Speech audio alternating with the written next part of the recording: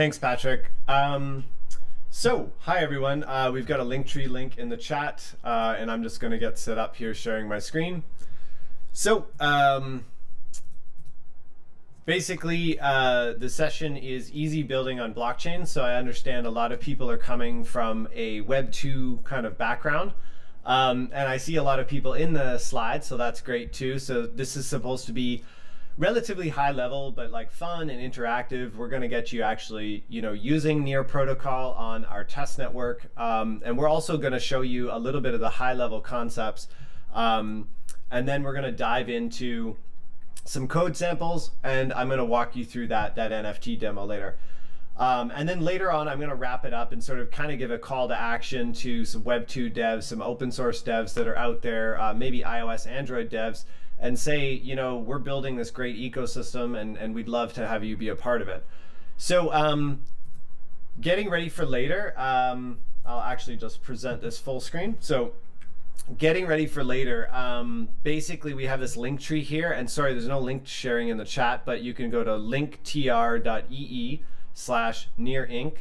And then what I'd really like you to actually do is go into this presentation and just click on this, or you can go straight to wallet.testnet.near.org and set up a Near wallet on our test network.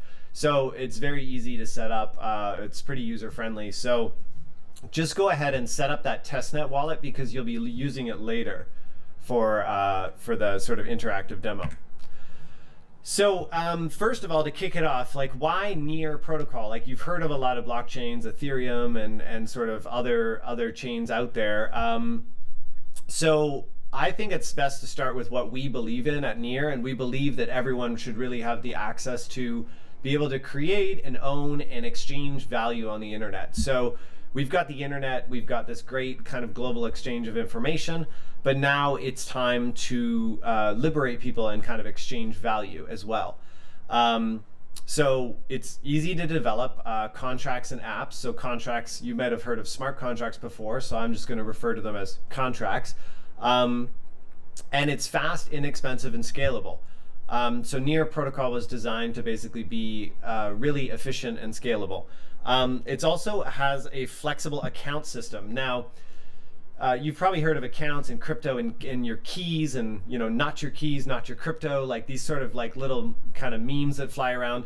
Well, Near has a really cool account system that I'll go into later, that actually leads to really awesome user experience. We're connected to Ethereum via what we call a trustless or decentralized bridge. So it's basically users crossing a bridge on their own with their assets. They're in control the entire time, so they don't have to trust any third parties. And we have an amazing ecosystem. I don't know why that heart turned black, but I assure you it's not a black heart kind of ecosystem. So let's talk about that ecosystem. So I've been having the opportunity to work with amazing founders like James Young from Collabland. Collabland basically lets creators launch social tokens, so tokens for their community that give them access to private chats and special Discord groups. So it's a great tool for creators, and they don't have to know about crypto. And that's just a quick quote from James. Chloe the dev is our director of onboarding at Near, and she started by basically supporting the create-based community, and she's just got great energy, and she's really pulling like a lot of our ecosystem together and doing great work. We have Caro and Nate from Mintbase, which is an NFT platform that's currently on our testnet, so the testnet that we'll be using later, but they're going to our mainnet in just a few short weeks. And Mintbase has always been designed for creators to kind of fully own their own stores, selling digital merchandise end to end. And we have Peter and Jasper from Flux. So Flux is a protocol for basically providing any of these contracts with real world data and resolving sort of things that happen in the real world and bringing them onto the blockchain, so you can actually do interesting things with that data. So it's great to have all these founders. And there's also an ecosystem perk for you as well. Attendees can claim their Near account. So we have preloaded Near accounts, and you just have to head to attendee perks to claim your account. And this is all in the slide, so you can check it out later. So let's dive into some of the concepts of Near and just developing apps on a blockchain, which might be different from what you know from the what we refer to as the Web 2 world. So like Web 2.0. So this is sort of like a sketch of how I see it in my mind. It's my mental model, and I hope that it kind of works for you and gives you some insight into what this is like.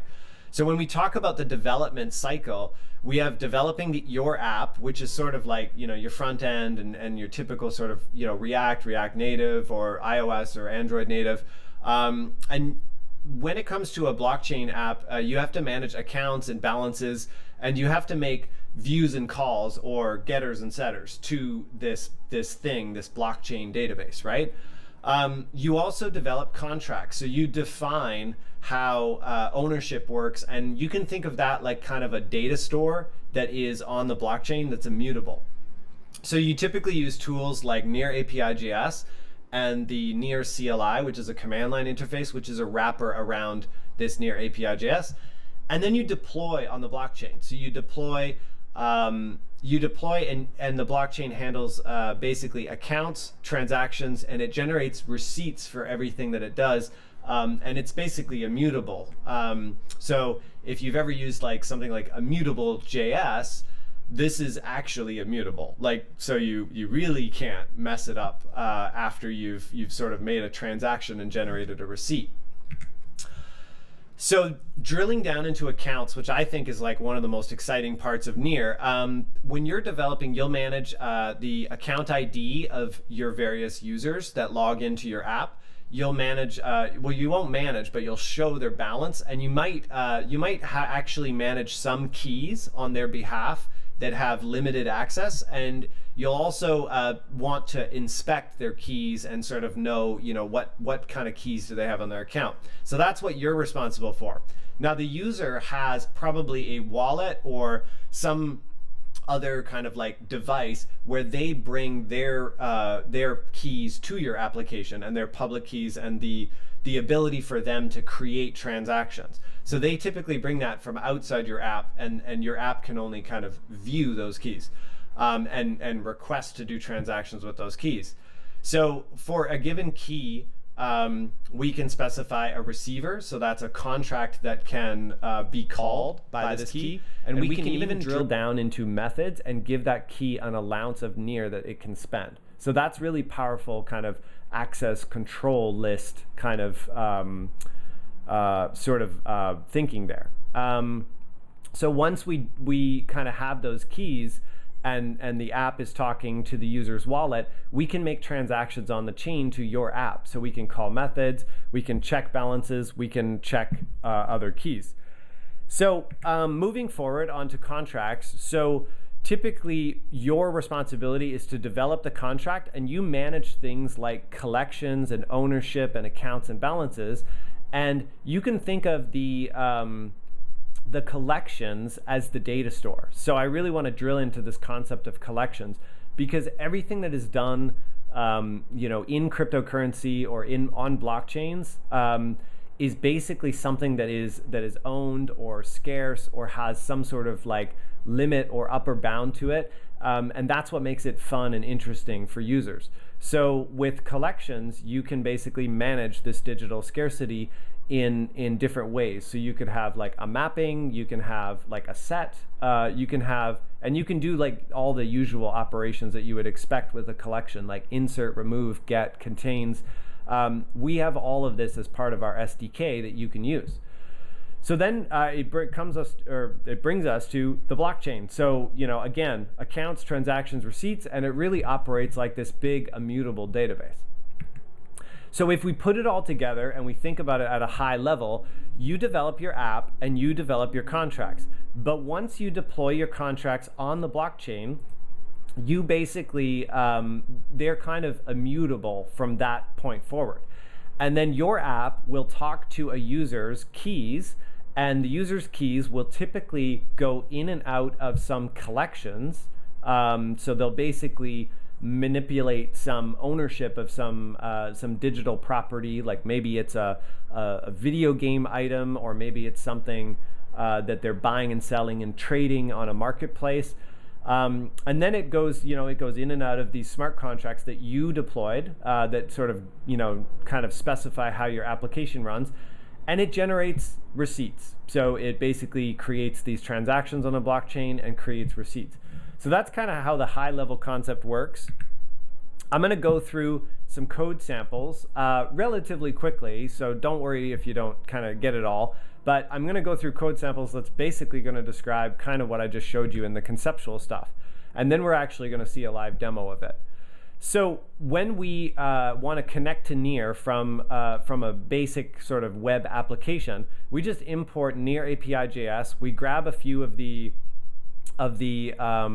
modules there, and then we basically create a connection to the blockchain. So we need to specify what network are we on and what is the node we're connecting to. But this is just basically saying, I want to talk to the test network, or I want to talk to the main network. And then we have these key stores. So we have a lot of utility stuff built into Near API.js that will manage the browser local storage for you. So if I want to prompt a user to log into their wallet, because I need to know which account that they want to use my application with, so that's kind of something I'm responsible for. I have to figure out what account they want to use on the blockchain first. So I need to request a sign-in. So I can do that by using the wallet account module from Near API.js and specifying the contract ID of my application. So this is, appname.accountid.near. So this account ID might be mine, and this would be the name of my app. And the rest is relatively straightforward. So now, once I have an instance of an account in my application, I can actually prompt the user to make a transaction. So I can actually basically, I can just say account.function call. So I'm going to call a method on a smart contract. And over here in the dark mode is the actual method signature from the method that I'm calling on the left here. So I've sort of kind of put in just a sort of an arbitrary title, some NFT Marketplace.near. So there's some NFT out there, I want to buy it, right? So I'm going to call the offer method, and I'm going to provide it with arguments telling it which NFT contract that I'm interested in, and inside that NFT contract there is a collection of token IDs, and I'm specifying which token ID I'm interested in purchasing. And then I have to pass some gas. So every transaction on a blockchain takes a small amount of cryptocurrency to run. Otherwise, it would kind of be this immutable database that would get spammed all over the place. And then I actually attach what's called a deposit to this transaction. So I'm attaching a deposit of 10 Near, and I'm basically going to go and purchase this NFT token from this NFT contract with this token ID for 10 Near. Or at least I'm making an offer to purchase it. So let's assume that NFT purchase went well and it was successful. I want to get, I now am inside this web application, and I want to get the tokens that I own. So I'm going to likewise, like the previous slide, this NFT tokens for owner on the right-hand side in the dark mode is basically the method signature from a Rust-based smart contract. So I'm calling it on the left here by basically calling a view function. So this is a view, so it's like a getter, and I'm just pulling data in from the blockchain. So I'm going to say some NFT contract.near. I want to see the NFT tokens for owner, and I'm going to use the account instance that my user logged in with their wallet. And I'm going to specify a from and a limit, because I may want to like paginate through several of these NFT tokens. So that's it, really. Like that's actually it. So there's really not that much code, and there's not that much to know about how all of this stuff works to integrate it into your applications. So now I'd like to go to the demo. And if you registered with wallet.testnet.near.org, you should have your own testnet wallet. I already have one. So I'm going to go to, actually here, next slide. Oops. We'll go here. So this is near-apps. So if you are in the presentation, you can just click this, but you can also go to near-apps.github.io/NFT-market. Apologies for the URL. But here we are, and we are in basically an NFT app. I'm just going to reload. Oh, okay. Fair enough. somebody did this while I was speaking, I guess. Cool. All right. Whatever you guys want. So what I'm going to do is I'm going to connect my wallet. That's so weird. So I just have a sort of some random testnet account. So I'm going to allow this near-apps domain, .github.io to access my wallet. Okay, so eve.testnet, you have not put this up for sale yet, but I'm going to show everybody an example of how to put something up. Does Collision Conference have an NFT? I guess not. But you know what? I really like this one. So we're gonna mint a Snoop Dogg tacos GIF. So we're gonna go here. I'm gonna put in an image link. I can see that it's gonna show up like that. I'm gonna add a royalty for another one of my accounts on testnet. It's md1.testnet, and basically these royalties are gonna be paid out perpetually, no matter who buys and sells the NFTs on this marketplace. So it'll be paid out, like if I sell it to somebody and somebody and somebody and somebody and so on and so forth. This royalty of 10% will always be paid out of the gross sales. So this is kind of the cool things that you can do with artists and creators, is you can actually specify royalties for secondary transactions. And this is, I think, a big innovation. So I'm gonna mint that, and it's redirecting me to the wallet. It's asking me for a small fee in Near tokens to mint it, and I'm just gonna allow that transaction. So once it redirects me back to my application, I click on my NFTs and I can see I've got tacos. Awesome. So I'm going to specify a price. So I'm going to sell it for 5 Near, and I'm going to add that, and it's going to redirect me again. And I'm going to say, okay. Now that's confirming the sale of my NFT. So it's basically putting my NFT up for sale on the marketplace. So it says, you own this, md1.testnet gets a royalty. The sale condition is 5 Near. I'm going to sign out, and I'm going to connect a different testnet wallet. I'm actually going to connect md1.testnet. So, I'm basically going to buy it from myself and pay myself a royalty. So I'm going to make an offer. Actually, I won't buy it. I'll make an offer. Somebody else should buy it. I'm going to make an offer of 4 Near, and that is under the current sort of like price ceiling. So I'm going to basically offer 4 Near, and it will show up as an offer. Okay, just waiting. There we go. And Near protocol is pretty quick. We have kind of like 1 second block times and all of this technical jazz, but basically what you need to know is we kind of designed this application, or this blockchain, for apps. We designed it for applications, for games, for other stuff beyond financial use cases. So there's an offer. There's my tacos. Somebody should buy that if they can. I'm gonna refresh. Oh, nice. Little Bart Simpson. Oh, and Eve bought it. Okay, Eve, you're like a superstar. You're dominating this NFT market. Okay, so that's a demo. And if you'd like to kind of jump over to our testnet and just mint NFTs and create stuff, then please feel free. And now I'm gonna jump back into the presentation. So what to build? So you saw an example of this NFT marketplace. We're not really kind of creating our own art. We're just buying and selling these links, but you can actually make interesting applications where artists bring their original work and they upload it to some decentralized kind of storage provider or some long-term digital archive, and then they bring that link into the smart contract, and then they sell what is essentially the title right or the ownership right, like a deed, to who owns that work at any given time. So I want to share with you some other stuff from our ecosystem, which is Paras, which is a digital art cards marketplace that has been thriving, since November. We have this rainbow bridge to Ethereum. So basically we're connected to Ethereum, and we can bring any of the tokens from Ethereum.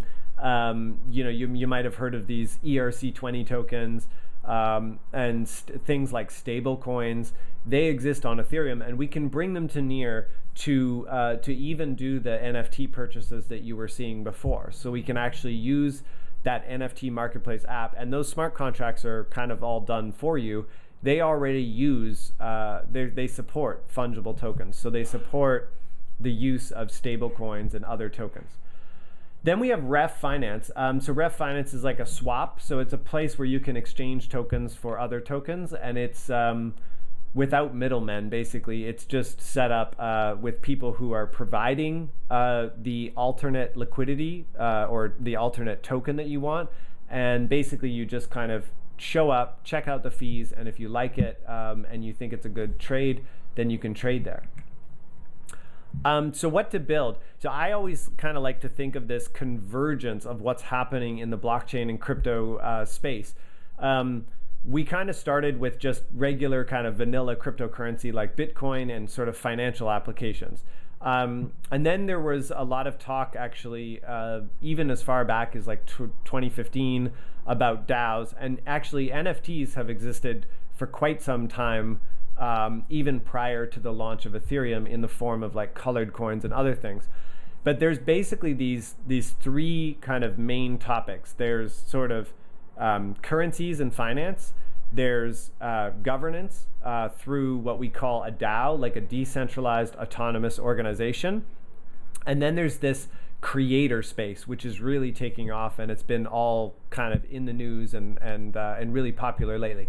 So what I like to imagine is that there's some sort of art, like an art collective that has a certain brand of these non-fungible tokens that they're selling, that is managed and governed by a DAO that basically, essentially, if you hold the NFTs, you will get voting rights to vote in the DAO, and you can also collect payments and royalties from the overall collective. So you could imagine this like a decentralized, MoMA or a decentralized Louvre. It's really like it's really actually possible to have a decentralized, kind of autonomously organized and governed museum or curated set of artworks. So that's a really kind of powerful concept. So bridging to the beyond, basically we're calling on all of the web and iOS and Android and really just any devs out there to help us bridge this gap between Web 2 and Web 3. So we have a lot of people out there that are, they're making social applications. They're trying to make social applications more fair and user-owned and more democratized, and sort of aligning the incentives of the users and the creators of those applications with the development of the application itself. And that's what this movement is all about. That's what this Web3 movement is all about. It's about the ownership economy. It's about the passion economy or the gig economy. It's about bringing all these participants to the table so that they can have a voice that is heard. And the Near ecosystem is really flourishing right now, and we have great people that are super passionate. We have a bridge to Ethereum, so like I mentioned before, you can use existing cryptocurrency and you can tap into existing users. We have things like Ref Finance, and one thing I didn't get to talk about was Sputnik DAO, but it's a DAO basically. So you can go to sputnik.fund and you can check it out, and we have a new version of it coming very shortly. So you can govern the creation of NFTs or open source software. And then we're calling out to you for your amazing SDKs, APIs, protocols, and apps that will change the world. So we have grants available for products, open source software, tools, APIs, contracts, you name it. So that's the presentation. Thanks, and I think we can do a couple of questions. So I'll jump back to this tab here and stop sharing my screen. Hi, Great Patrick. stuff, Mark. Thanks a million for that. Really engaging presentation, great smooth demo. It was lovely, the technical jazz and all that. And obviously you guys are open to kind of a lot of engagement. So anybody who's watching this presentation, be sure to kind of click on their profile in the info tab there and connect with the team over the course of the next 3 days. And we do have 2 questions that have come through. So I'm going to pitch this one first from Mac Hammond. I'm a producer putting out original music. Can I mint a song and its cover art as a packaged NFT? Yeah, totally, Mark. I actually saw Mark in the other channel, so he's from Canada. Hi, Canada. That's cool. So yeah, what you see a lot of artists doing these days is they're basically taking like a song and a piece of art and they're combining it into kind of like essentially just a digital experience. Now again, like I'm not gonna kind of sell people on something that isn't sort of real. I'm gonna face the sort of the reality here is that this is a new ecosystem. So what does it mean to own an NFT? That is still being discovered. So does it mean that you have license rights? Does that mean that you have rights to host that digital music NFT experience on your website? I don't know. I can't answer those questions. Could you do it with blockchain? Could you actually put the rights into the actual ownership of the NFT? Absolutely. And we're very interested in working with creators and artists so that they can establish these kinds of relationships with their audience and make things more fair and more transparent. So we got another question you said, right? Yeah, fantastic. I'll get around to that now. So this one comes from Gregory, who works for the United Nations Environment Programme. Can I mint a snippet of code? That's a really cool question, Gregory. So it really comes down, I think, to where your code has sort of like interfaces. So if you think about an NFT, it was these collections that I mentioned where you're storing these collections on the blockchain. So you're inserting actual data, and the data could be just a URL, but it could be a snippet of code. And then apps like and really any app can actually pull that code out of the blockchain and could display it, for example, in an iframe. So you could actually use that as the source of an iframe, and you could have really interesting things going on. So I know that there's like JS 13 or 14 or something, and they make these like mini games where they have to compress down into like 14 kilobytes or something, or 1 kilobyte even. So that's a great candidate for doing something on NFTs, something that could live forever on a blockchain as like a 1 kilobyte JavaScript game. And then all you really need is you just need a web browser and a little bit of JavaScript to pull that out and show, and you can also show who owns it. So who currently owns this game, and who can, maybe when you own it, you get the rights to tweak the game parameters and you make it harder or easier or change the colors or reskin it. It's really fun stuff. So great question, Gregory. There's unlimited potential there. Great stuff. We have one final question here. We'll wrap up then because we're just over the hour. Can you trade into fiat? Says Fahad. Yeah, of course. So there are these, there's centralized exchanges and stuff like that. I can't talk too much about this kind of stuff because I'm not a financial advisor and I'm not here to give you financial advice. I can only encourage you to basically learn a little bit more about Near, learn a little bit more about creating essentially what I would call, crypto applications, but they're basically applications on blockchains, and basically participate in kind of this new kind of emerging economy on the web. It's a really exciting space, and there's, as I mentioned before with Gregory's question, there's unlimited potential here to build kind of whatever you desire. That's fantastic, Matt. Thanks a million for answering those questions from our audience. Big thank you as well for providing time for the presentation and the demo. Any final words before we sign off? Check out near.org/grants and just near.org/docs, or I think it's docs.near.org, or just near.org. So it's near.org, and I hope to get in touch with all the builders and help them through sort of navigating this space. It's a great space, and there's a lot of interesting work to be done, and there's a lot of opportunity available. So yeah, just feel free to reach out. Brilliant. Thanks everyone for joining the masterclass. As I said, there's more information in the info tab, and you can connect with the team over the 3 days. But other than that, enjoy the rest of the conference, and we'll chat soon. Thanks, Patrick. Bye, everyone.